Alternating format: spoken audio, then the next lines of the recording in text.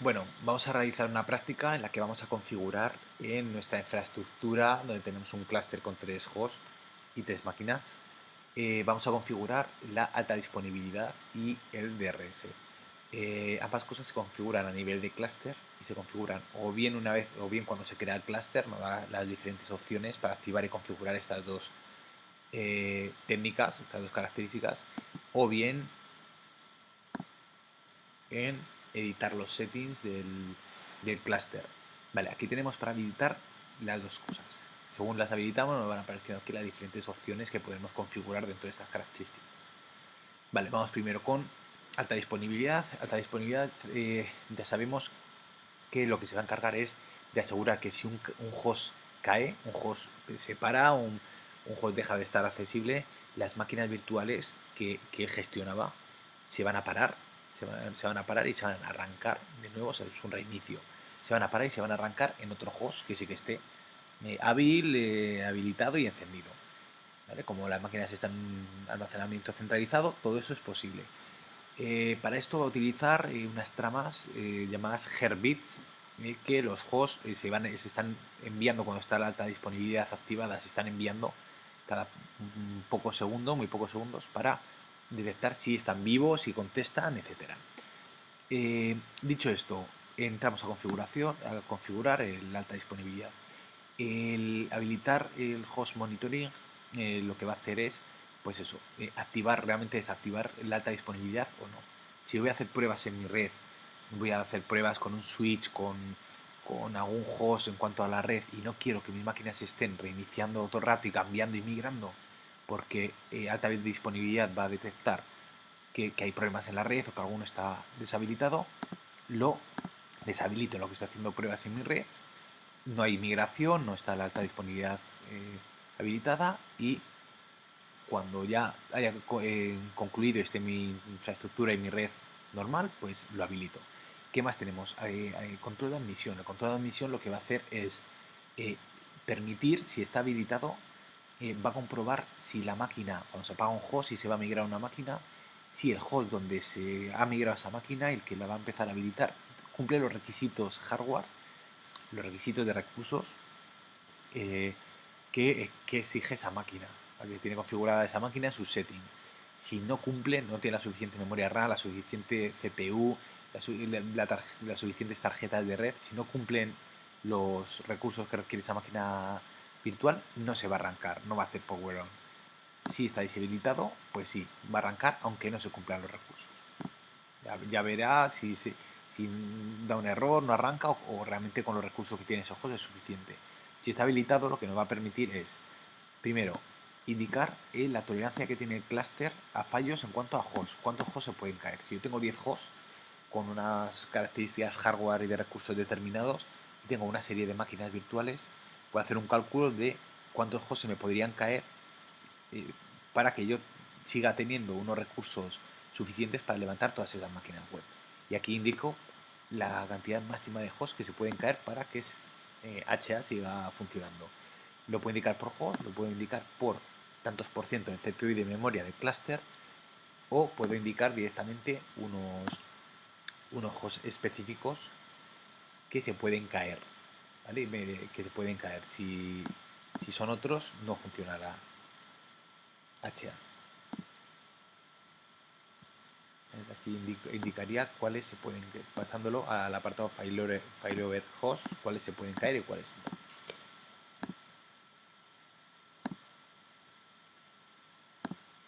Vale, ¿qué más tenemos para configurar en Hacha? Esto es como la principal. Después tenemos unas opciones de máquina virtual en lo que una vez que un host que gestiona, por ejemplo, estas 3 máquinas web se caiga, o sea, estas 3 máquinas virtuales se cayese, podría establecer prioridades de cuál quiero que se arranque antes. Las máquinas que pueden ser un controlador de dominio, un servidor DNS, que son más críticas en la infraestructura, requerirán que se arranquen antes. Entonces, si por ejemplo el Debian es un controlador de dominio, quiero que se arranque la primera y tenga una prioridad alta de reinicio.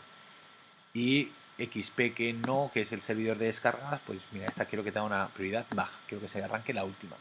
Aparte, tenemos aquí también para configurar la respuesta ante un host aislado. Esto quiere decir que si tras un periodo de tiempo que suelen ser 12 segundos que un host no responde, se le declara aislado. Se declara, se indica que no tiene acceso a la red. Puede interesar que ese host a lo mejor tiene un problema de red, pero las máquinas están perfectamente funcionando en ese host y son máquinas que no requieren internet. O sea, que realmente, aunque tenga un problema de red ese host, no queremos que se paren.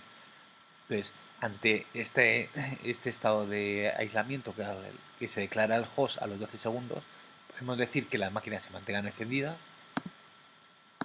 que se apaguen, un apagado brusco, como quitar el cable y corre en peligro la integridad de los datos, bases de datos activas, etcétera, que estén trabajando ahí, o que se apaguen de un modo normal, inicio a apagar, cerrando todo, tarda más. Hay que decir que si el host permanece en el estado aislado un intervalo de tiempo determinado, ya deja de estar en estado aislado y vcenter o HA le declara fallido, y ahí así que las máquinas se migran, ¿vale? O sea que podemos dejarlo power on, encendidas, hasta que sí, después se determina que está en estado fallido o pasa de estado fallido, esas máquinas, pues nada, esas máquinas realmente se apagarían. ¿Qué más tenemos? El nivel de monitorización. ¿Vale? Antes podíamos activar o desactivar la monitorización. Aquí podemos determinar la sensibilidad de esa monitorización. Estos intervalos de tiempo para que un host se declare aislado o se declare fallido, pues aquí los podemos configurar. ¿Vale? Si low, pues mira, si en 2 minutos, un intervalo de 2 minutos, no se ha recibido el heartbeat, se declarará de una manera, y si no, se declarará de otra. Y estos tiempos aquí veis que van cambiando. ¿Qué más tenemos?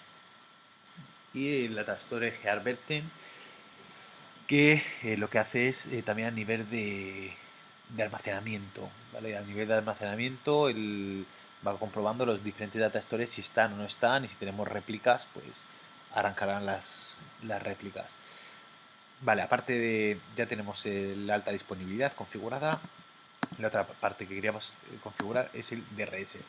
DRS lo que va a hacer es una técnica que lo que va a hacer es mover las máquinas virtuales que hay en los diferentes hosts según ciertos parámetros, que son, en principio, solo tres. O sea, según ciertas características, ciertos escenarios. Uno, consumo de CPU y de memoria. Si un host tiene varias máquinas virtuales arrancadas y empieza a estar sobrecargado de CPU o de memoria, DRS se encargará de localizar otros hosts más descansados y con más recursos en ese momento y migrar a las máquinas. Esta migración utiliza vmotion, es una migración en caliente, no se apagan las máquinas, no, simplemente utiliza una serie de snapshots para poder migrar a esa máquina sin apagarla. Para el usuario que está trabajando en esa máquina virtual es totalmente transparente. Bueno, y las otras opciones, una era CPU en memoria, y después son según reglas de afinidad o antiafinidad. Máquinas que tienen que estar juntas por fuerza o máquinas que tienen que estar separadas por fuerza. Para configurar DRS, venimos aquí, vemos que tenemos tres opciones de DRS. Manual de DRS simplemente me va a aconsejar cómo se deben migrar las máquinas y dónde se deben migrar las máquinas según las configuraciones o los consumos de CPU y de memoria. Parcialmente automatizada, DRS va a tener el poder, la autonomía de cuando arranca la máquina decidir dónde la va a arrancar, en qué host, por recursos, pero a partir de que la máquina esté arrancada, el siguiente va a ser sugerencias que me va a hacer, igual que manual, me va a indicar dónde podría migrarla para su mejor funcionamiento, y yo tengo que ser el que decida si sí o si no. Y totalmente automatizada, DRS en todo momento va a estar migrando máquinas sin preguntarme, según lo que él tiene configurado. Esta migración automatizada, pues yo la puedo, hay diferentes niveles de conservador agresivo, se catalogan por estrellas, de la 5 conservador a la 1 agresivo, y lo que hace es, pues, según parámetros suyos internos, migrará o no migrará según los parámetros. ¿Qué más? Podemos hacer grupos de reset, bueno, podemos hacer grupos de host, o mejor dicho, grupos de máquinas, ¿vale? Y le pongo un nombre, y entonces ese grupo, pues según lo cargado que vayan o según las reglas, se migrará. Reglas, aquí, las reglas Tengo creadas dos, vamos a removerlas, eliminarlas y creamos la regla de afinidad y antiafinidad. Pues una regla de afinidad, por ejemplo, si yo tengo dos máquinas virtuales que me llevan todo el tema web en la empresa y que tienen que estar juntas, porque uno es el servidor Apache y el otro es el servidor MySQL de base de datos. Vale, pues esas dos tienen que ir juntas siempre para su correcto funcionamiento. Pues voy a crear una regla de afinidad, donde yo le voy a decir que son los web server. Afinidad, tienen que mantener las máquinas juntas siempre y, por ejemplo, son los dos XP que es que me llevan esos dos temas y quiero que estén ahí. Por otra parte, tengo dos máquinas virtuales que llevan los backups y que evidentemente quiero que lo que hay en estas máquinas virtuales esté separado, porque si es un backup tiene que estar en ubicaciones diferentes, por si se rompe una, pues tenerla en la otra ubicación. Pues voy a crear una regla de antiafinidad y voy a decir que el Debian y el XP pues tienen que estar separados siempre, pues si estuviesen juntos sería un fallo de seguridad. ¿Qué más tenemos aquí? Virtual Machine Options. Vale, el nivel de automatización de estos cambios de migraciones, si lo puedo detallar más concretamente por máquinas. No se suele utilizar. Y dentro de RS también incluyen algo que se suele, o sea, que se utiliza poco, solo en grandes empresas, que es la gestión del encendido, que lo que va a hablar es de una especie de DRS a nivel de alimentación eléctrica, o sea, de encender y apagar host, no migrar máquinas, sino encender y apagar host según según la carga. Grandes empresas con muchos hosts cuyo consumo energético y eléctrico por equipo es muy alto, pues teniendo esto activado, según el pico, según la carga de máquinas virtuales encendidas, o sea, encendidas e iniciadas funcionando, va a arrancar hosts y migrar máquinas a los diferentes hosts o lo va a apagar. Host options, vale. Y por acabar, o sea, estas son las dos características, alta disponibilidad y DRS, y por acabar, en esta configuración del clúster, que también viene al instalarlo, tenemos otras dos opciones, que una es la compatibilidad, el ChatSense webmotion Compatibility, que nos asegura que los hosts de este clúster o de un clúster van a ser compatibles en cuanto a CPU para vmotion. Vmotion requiere una compatibilidad mínima de CPUs, ¿vale? de CPUs por familia de CPUs. Entonces, esta opción lo que va a hacer es asegurarse que todo host que esté metido en este clúster tenga que cumplir estos requerimientos, o si no, no se le permitirá estar o se le sacará. ¿Ves? Y aquí, por ejemplo, pues me dice que hay uno de mis hosts metidos en este clúster que no cumple los requisitos de compatibilidad. Entonces no me va a dejar activar esta opción mientras todos los hosts no sean compatibles a nivel de CPU.